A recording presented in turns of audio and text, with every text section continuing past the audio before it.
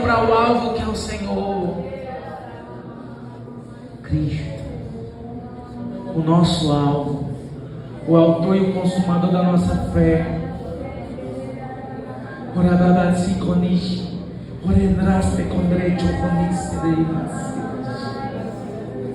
Santo, santo, santo. Tem sido uma bênção, Julinha, hoje também, graças a Deus. Provavelmente, se não fosse isso, não sabemos se ela estaria, participando conosco aqui, inclusive, desse momento. Então, assim, foi realmente não fugir, assumir a responsabilidade e aprendendo ao longo do caminho. Admitir os erros, aprender com eles e seguir. Então, outro mito, é que o namoro, você namora para casar.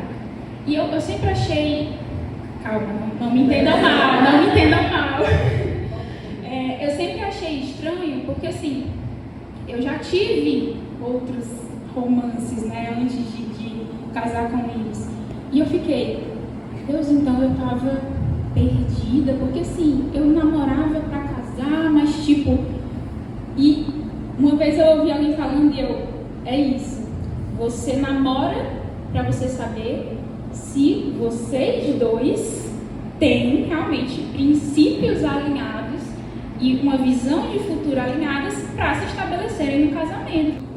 Depois que a gente casou, eu lembro que em algumas situações eu queria assistir algum filme, me gerou assim, interesse, e eu lembro que às vezes no meio do filme o Senhor falava muito claro comigo de não assista mais, porque isso pode estar dando brecha. E não eram nem filmes, nem de terror, nem nada muito assim, mas de alguma forma eu sempre fui muito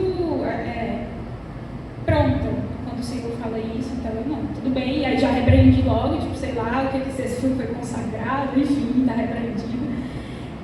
Então, com relação ao que a gente consome, a gente precisa ter esse cuidado diante do Senhor, se aquilo não fere nenhum princípio do Senhor. E quando a gente fala de casamento, de casa, como a gente falou, a gente precisa ter esse cuidado, porque agora não afeta mais só a mim, afeta as pessoas que moram comigo. E com relação à modéstia, a gente tem que pensar também no que a palavra fala sobre aquilo, Eu acho muito interessante que quando Jesus ele fala, sobre o adultério, que agora, isso já é muito falado, que a era da graça, ela não é mais leve do que a era da lei, ela é mais severa.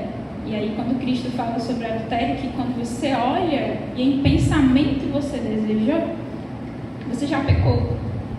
Tanto para com o Senhor, uma aliança com o Senhor, depois para com a sua companheira, para com a sua esposa, certo? Então, assumam a sua responsabilidade de homem como realmente deve ser, como homens, como o homem que é o cabeça do lar, às vezes o que é muito difícil, como aquele que é o sacerdote do lar, é você que tem que ser é você que tem que ser pego orando, é você que tem que estudar a Bíblia, é você que tem que ser aquele que lidera a sua casa no caminho do Senhor. E é você que tem que assumir as responsabilidades e os problemas que eu divido, sem muito frufru, sem muita frescura. Hoje a gente às vezes tem uma certa onda de um certo movimento que pede que o homem seja um pouco mais sensível, menos homem, você tem que fazer, você tem que fazer um curso para ser um pouco mais sensível, né? Menos tóxico, né? Mas até as mulheres que falam isso no momento da dificuldade, no momento do desespero, no momento realmente da aflição, quem vai resolver ali é um homem que assume a postura de homem, que assume a responsabilidade de que, tá doendo, tá difícil, mas o Senhor está conosco. O Senhor, até aqui, nos ajudou o Senhor, e Ele vai continuar nos ajudando. Então, tenham essa postura de não apenas ser homem, mas de ser um homem de Deus. Por ser. Mas tem um mistério nisso daí, né? E uma vez assistindo uma pregação da Ana Paula Valadão sobre isso, e uma vez eu até compartilhei isso também com as mulheres aqui da nossa igreja, é que eu acho muito interessante, é que se a mulher, ela tem que estar abaixo, né? E aqui eu não estou falando num sentido depreciativo, né? Porque o homem, ele está cobrindo a mulher. Como o Ives falou, se o homem é o sacerdote do lar, ele tem que cobrir essa casa em oração. Se o seu homem está nesse nível aqui, você vai ter que ficar nesse nível aqui.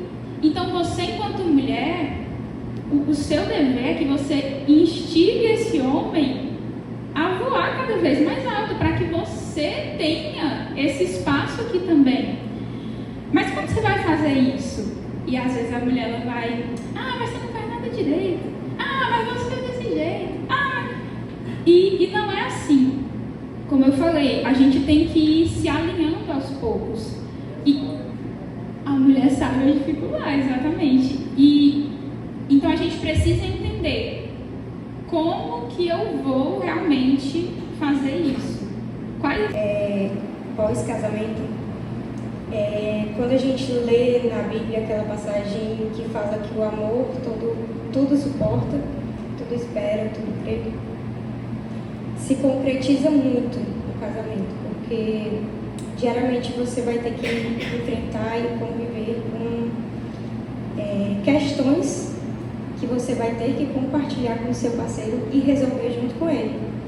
E justamente o que foi muito falado aqui sobre personalidades diferentes, perspectivas diferentes, resolver um problema considerando duas pessoas diferentes é um problema a ser resolvido.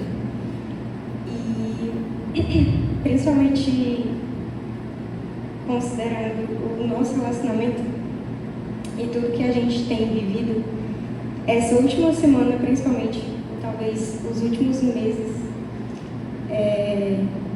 nós temos vivido algo diferente. Nós temos vivido algo que eu acredito que esteja sendo bom para o nosso crescimento, porque muitas vezes a gente ouve pessoas, escuta pessoas falando: caraca, se fosse qualquer um, já não estaria mais junto. Como que vocês fazem? Tão novos. Então, assim, casando novos, com tantas responsabilidades,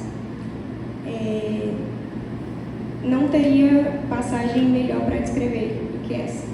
O amor. Pessoal, casar é um desafio muito grande, porque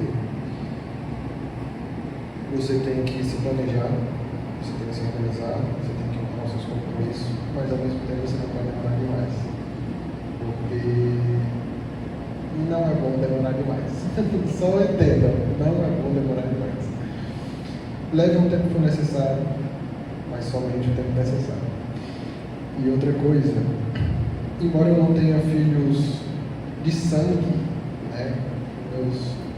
Meus filhos são todos por adoção. Vocês devem saber, o Heitor é de um relacionamento da Marina, a Júlia é de um outro relacionamento de outras pessoas. E o pai dela hoje, não vou enquadrar como um filho, mas como praticamente um irmão, né? Mas assim, minha mãe mentiu ela não é uma pessoa tão linear assim. Os momentos que eu vi ela mais desestabilizada foi na pandemia. Minha mãe ficou malucona, passou 3 dias sem dormir. Mas assim, os momentos que eu vi ela mais radiante foram momentos de conquistas nossas, minhas e de Emanuel Adas. E também com o Heitor, né? O Heitor chegou lá, ela dava umas pernas deitadas pra cima um dia, morrendo de dor no ciático, na hora que ela viu o menino levantando e correndo para brincar com a criança. Já deu um pulo da cama, coisa que eu nunca tinha visto ela na vida, 20 e tantos anos, nunca tinha visto minha mãe dar um pulo. Minha mãe estava pulando, brincando com o Heitor.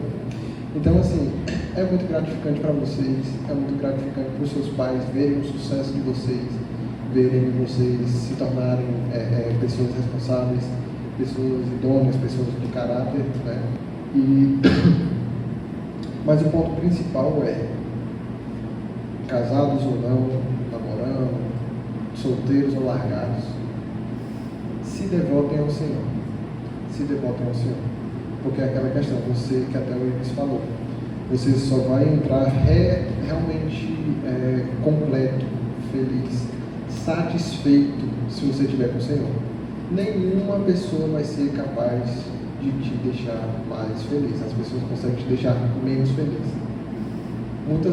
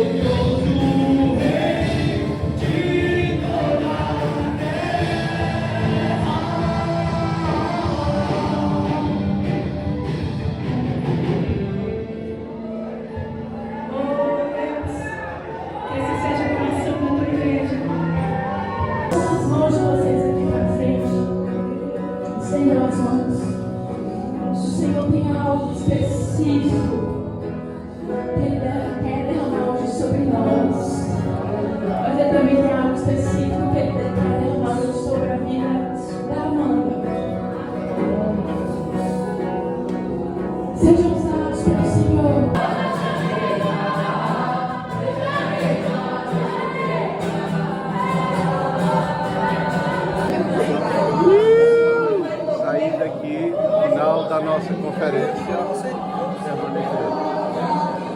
Aí, conferência